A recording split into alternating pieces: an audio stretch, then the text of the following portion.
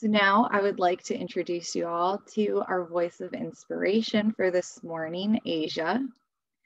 Asia is 29 years old and lives in Florence, New Jersey. She's an alumna of the Renfrew Center of Philadelphia, works for a utility company, but her passion is music. She released her debut EP, New Beginnings, under the stage name Songbird in June 2020, and it is available on all streaming platforms. Her hope is through her music, she can empower others to blossom into whomever and whatever they want to be, despite the challenges they may face.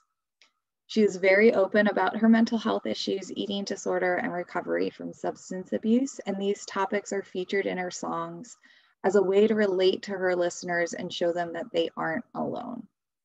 She is currently taking a dual certification class in audio engineering and music production in hopes of being able to produce her own songs. And so I am so excited that I will now turn it over to Asia. Well, welcome everyone to the reunion. This is really exciting for me to be a part of. I'm glad that I was asked to do this. And also happy Pride Month. You can't see my pansexual flag in the back. To those that are celebrating.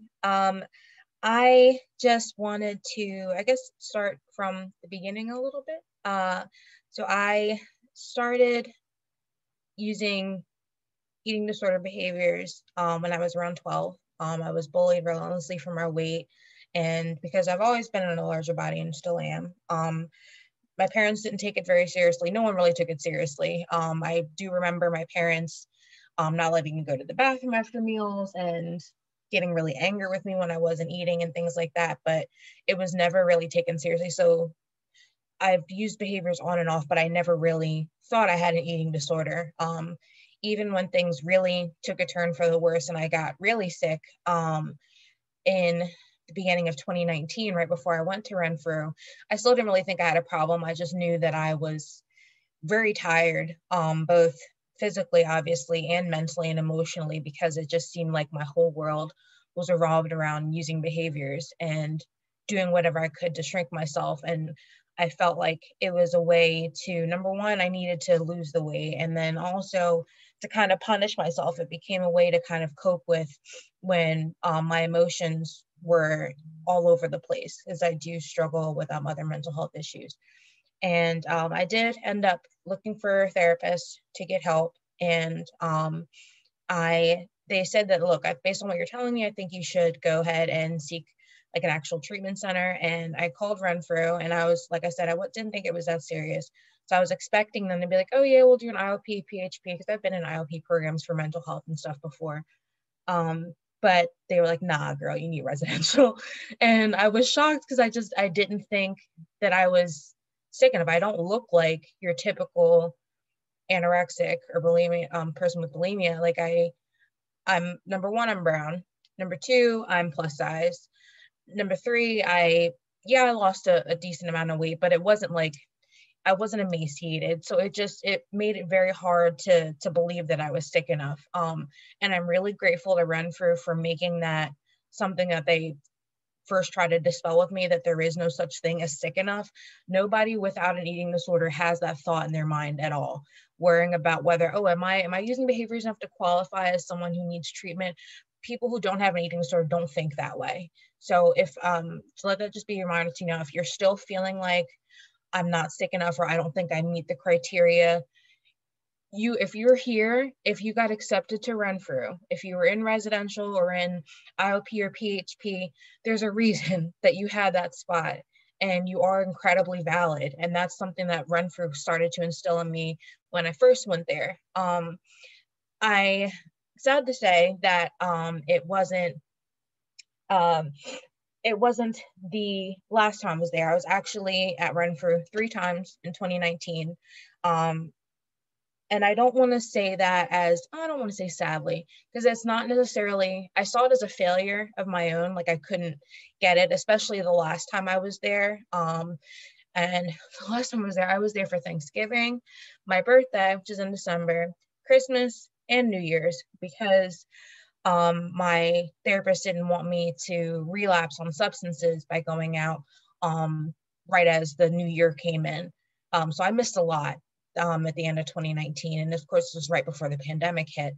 But I don't count it as a failure because I feel like I got something out of every single stay that I had.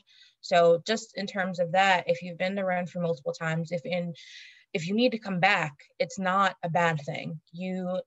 The main thing is that you're reaching out and getting help. And that's what I think I'm trying to take away from that myself, is that I did reach out and say, hey, I'm still struggling. I still hate my body. I still can't seem to feed myself. I still feel like I need to punish my body for looking the way that it does. I still feel like I have to numb my emotions out by using these behaviors. And I just feel like looking at it that way kind of takes the pressure off in a way, and kind of takes the shame and guilt out of it for having to go back to treatment so many times. Renfrew also wasn't my last treatment center. During the pandemic hit, I was also in a really bad relationship that was abusive. And we were living together at the time, but we had just broken up. And I finally decided that I was going to get rid of all this weight for good, and dove the deepest I've ever been into my eating disorder. And my ex didn't really care. I would go days without having anything, and he didn't say anything. And I just kind of spiraled. Things got really bad with the relationship, and I moved out sooner than I planned to for my own safety. And living on my own, again, it gave me even more license to kind of spiral downward. My dietitian at the time, I got kind of as a last ditch effort. I was like, I want help, but I don't really want help. I'm not recovering. You're not going to tell me to recover. It's not happening. But I feel like crap. So if you can help me, that'd be great. And that was kind of the first step in kind of getting back into the recovery mindset. So by June, I had had enough. I was really the sickest I've ever been. I was losing my hair. My heart rate was low. I was showing physical symptoms that I never thought I'd have before. And I remember one day just looking in the mirror at myself, not being able to realize the weight I'd lost, even though I lost a significant amount. And I realized this is never going to be enough. I am going to have to basically lose my life to this. Like I have to get every ounce of fat off of my body. I won't be happy until that happens. And that kind of was, I think, the turning point to realize that I don't have control over this. It's not going to have a positive resolution. The eating disorder doesn't offer anything but a deep, dark hole that you can never really get out of, because it's all about controlling your weight or controlling emotions. And it's a dead end road, like point blank period. And so I remember I got a bed at the other treatment center I went to, and I was so emotional, I actually almost started crying. And I told my dietitian, I'm like, why am I so like happy about this? And she's like, Asia, because you're tired. Like you want this to be over. And she was very right. Like I was done. I was fed up. I missed food. Like that's common misconception of people with anorexia, is that they don't like to eat. No, I love to eat. I wished I could eat. It just wasn't something that I could physically do it sometimes. And so I went away. This time I was in treatment for 2 months. And since then I've been back on the recovery path. I'm proud to say I've been out of a residential treatment center for a year, which is amazing after being in Renfrew 3 times in 1 year.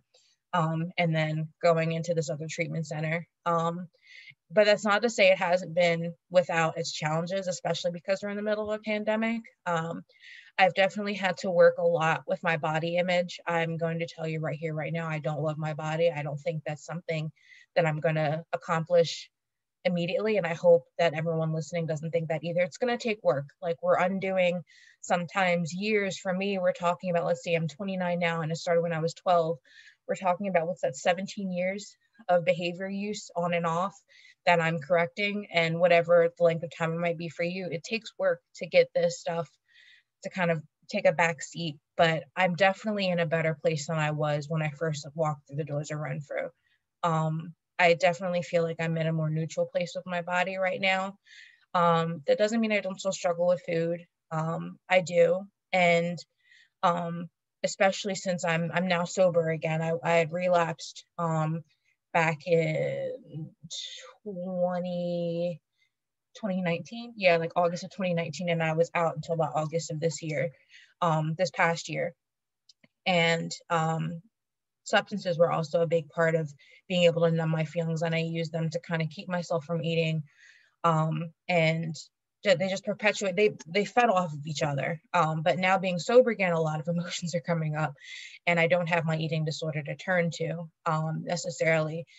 And it's been tough, but I think doing something like this, speaking out, it's not as a way to kind of, like Erin was saying, renew my connection to my recovery, and just kind of remind myself and to remind other people that recovery is the best option. This is the only thing that is going to lead us to a fulfilling and happy life. It may not feel like it right now, and it really stinking sucks sometimes to be in a recovery process, especially when everything in your head is still screaming at you that you're a failure, you need to lose weight, or whatever your eating disorder is telling you. Those thoughts, they don't go away instantly.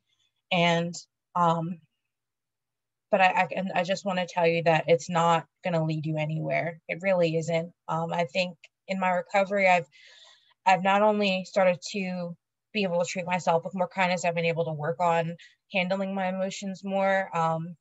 I've been able to be present in my daily life. I don't fear going out and eating with friends. I don't fear having fun. I don't have to think about, oh, what am I going to do when we go out to eat or something like that? Like, I don't have, like, all those little annoying eating disorder thoughts that come up. I don't have to deal with those anymore. And yeah, I just want to give you guys some hope that you are on the right track if you're moving towards recovery. And if you're starting to struggle right now, I think that there's something to be said that that's okay. This isn't an easy process. I'll probably mention this in the question and answer in a little bit, but I have enters in my fridge for when it gets harder for me to eat. And there's no shame in that. I'm doing what's necessary to make sure that I'm still nourishing my body when it's really hard for me to do that. And I also have a chronic illness, which makes it harder to feed myself because I need to sleep a lot. I have chronic fatigue. So that's another reason why I have them. But again, it's just a matter of taking care of myself and doing what's necessary for me to be okay, and not necessarily seeing the eating disorder as an enemy, as this thing that I have to fight against, but as just something that I'm aware of, and I need to do what I can to take care of that side of myself the way I would like the little Asia that didn't get the care that she needed and the love that she needed growing up. So yeah, I think that's kind of all I have to say for now, but thank you so much again for having me here and for letting me speak, and look forward to seeing what your questions are.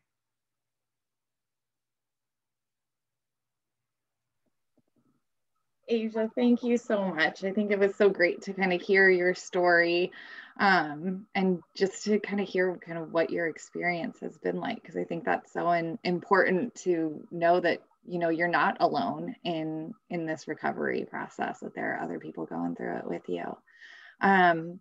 So we will do question and answer. So please feel free to add questions in the little Q&A box or the chat box. I will monitor both of them.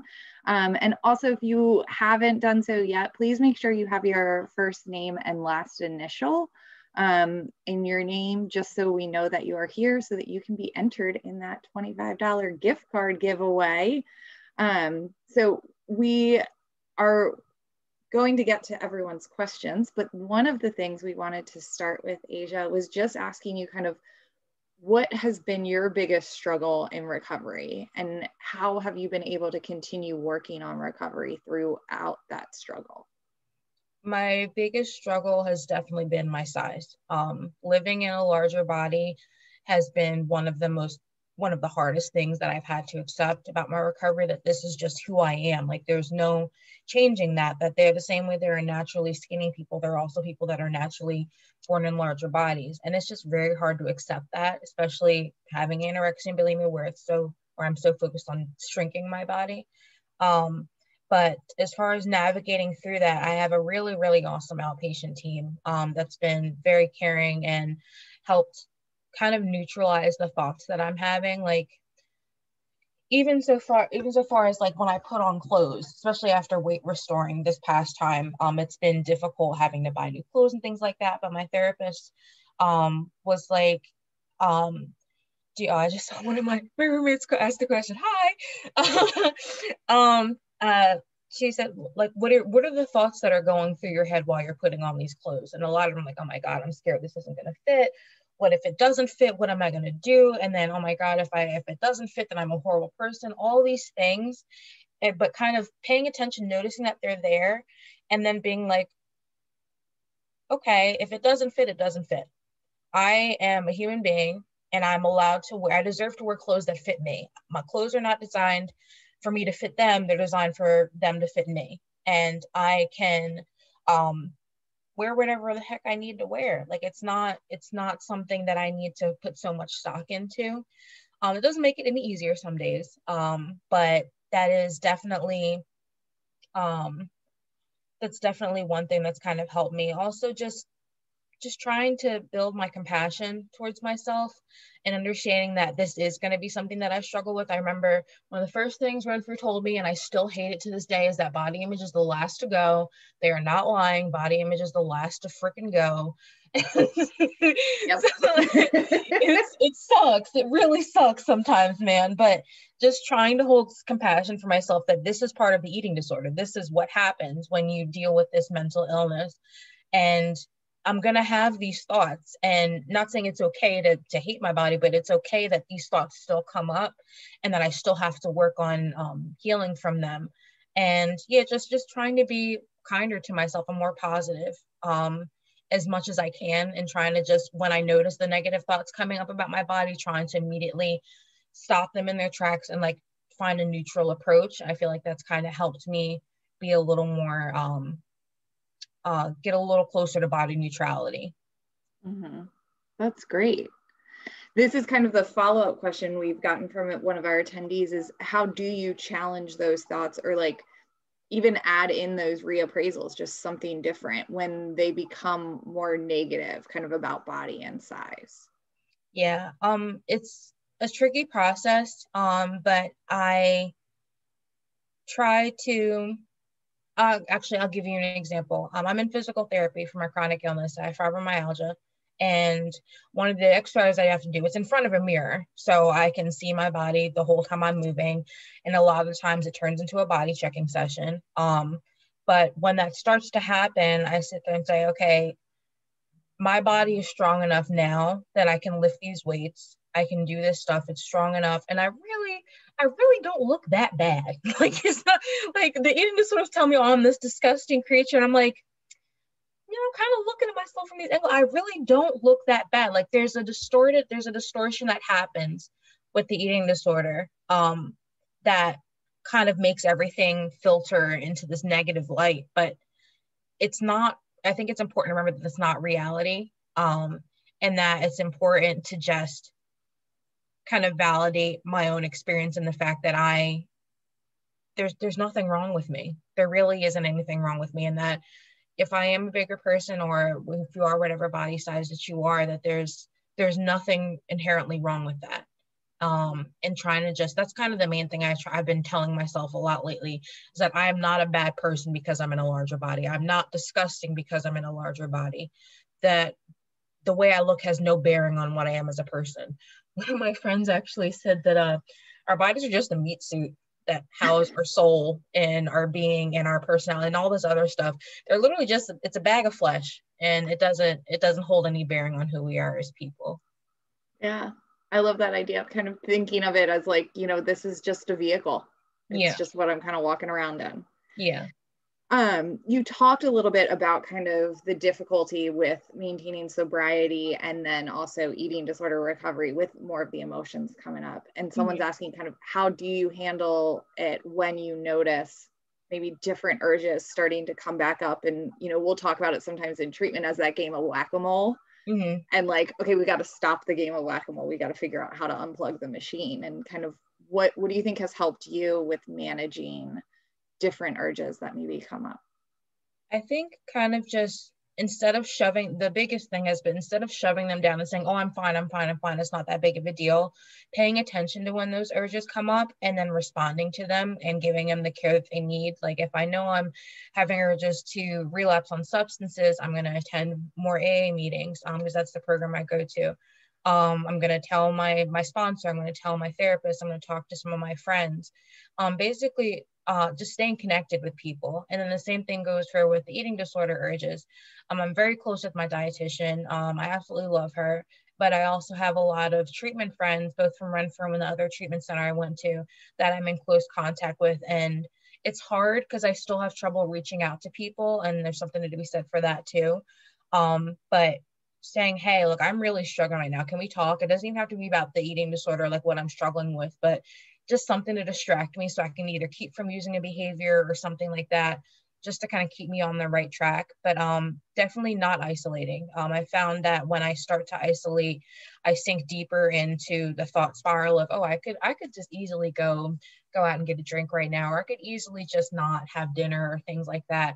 And it starts to really sound good to me if I keep it just to myself. But giving it some air and talking to other people about what's going on has definitely been really important and kind of helping me. Even just as I'm saying it, sometimes I'm like, that really doesn't sound like a good idea. Like it's not going to benefit me as much as I feel like I think it is in the long term. So yeah, that's been kind of one of the things that I've been trying to do to manage when the thoughts come up as far as like urges and stuff.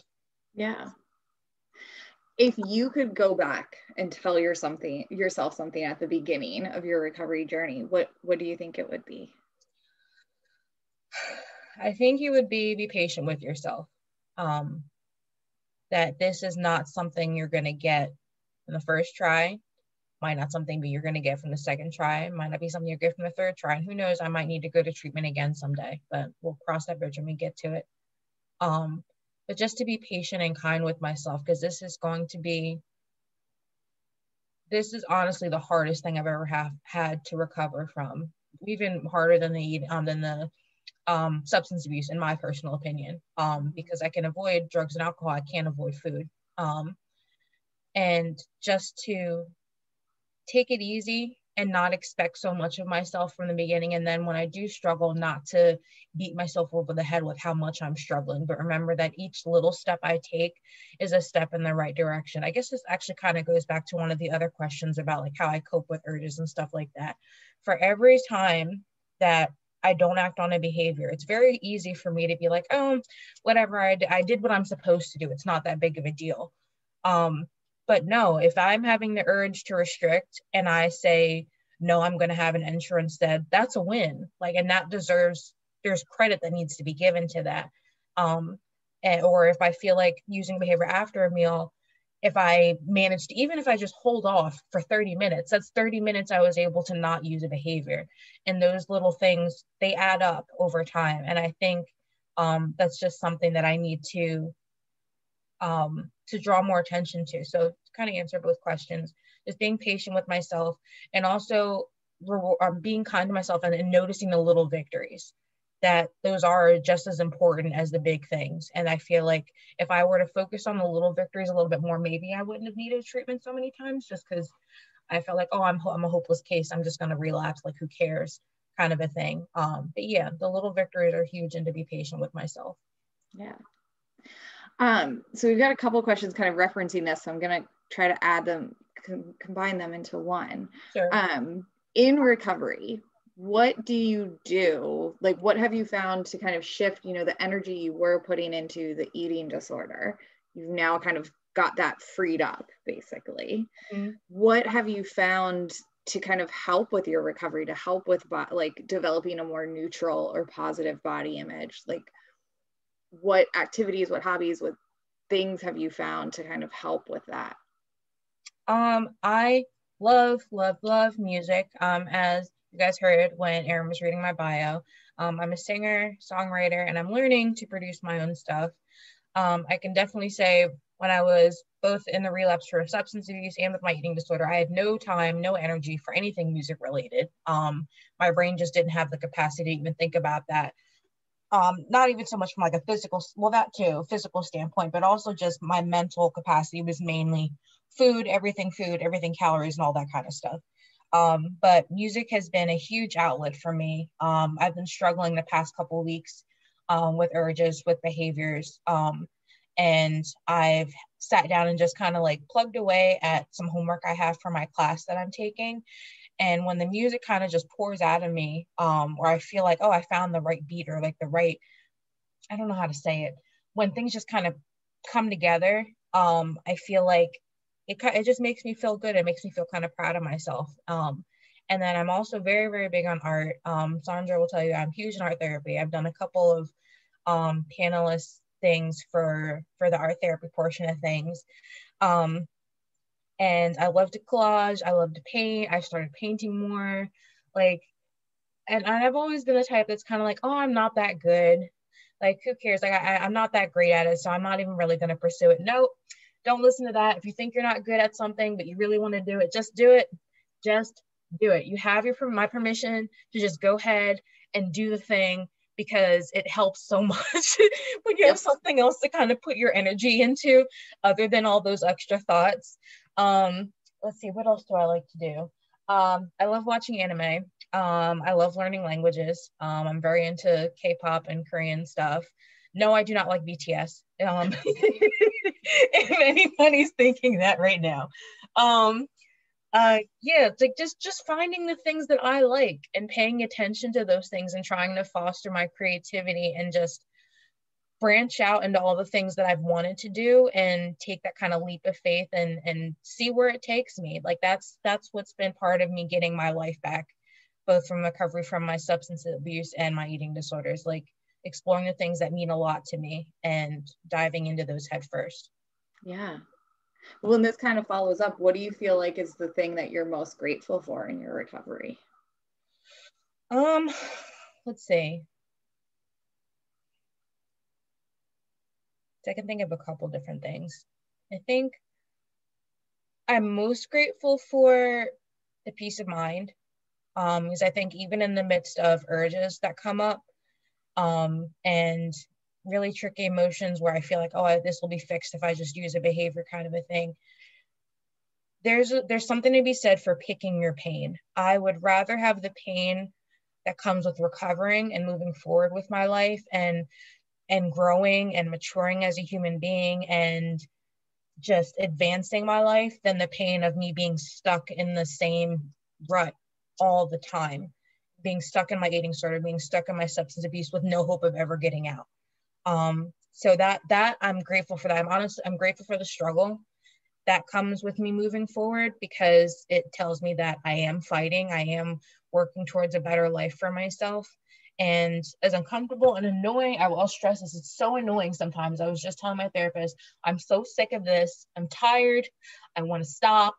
But at the same time, it could be a lot worse. It could be a lot worse than what it is right now. And I'm just grateful that the struggle that I'm going through now is propelling me forward, not keeping me stuck. Mm-hmm. Yeah, I think that's such a good point. Like being able to say like, okay, this is going to be uncomfortable too. And I'm choosing for this discomfort because it's going to keep me moving forward. Yeah. Awesome. So another question, what do you feel like the eating disorder and recovery community, like eating disorder treatment and recovery communities need more of? I think we definitely need more attention on binge eating disorders, because they are just as much of an eating disorder as anorexia and bulimia, and ARFID. I feel like in the past, there's been a lot of emphasis on, anorexia and bulimia, or even specifically just anorexia. Binge eating disorders are just as much of an eating disorder as everything else. And I feel like in the past, I've seen it kind of put on the back burner, and not people or friends of mine not getting treatment for that, or feeling like they weren't being heard as much as the people with other eating disorders were. But I want them to feel just as valid as I feel. And also just taking on a more, I've seen pretty body positive stuff in treatment, but just kind of realizing that not all bodies are going to be tiny. And especially coming into recovery from your eating disorder, you're probably not going to stay tiny. Like staying tiny is not the norm. It's not what's going to happen to everybody, and kind of taking that expectation away.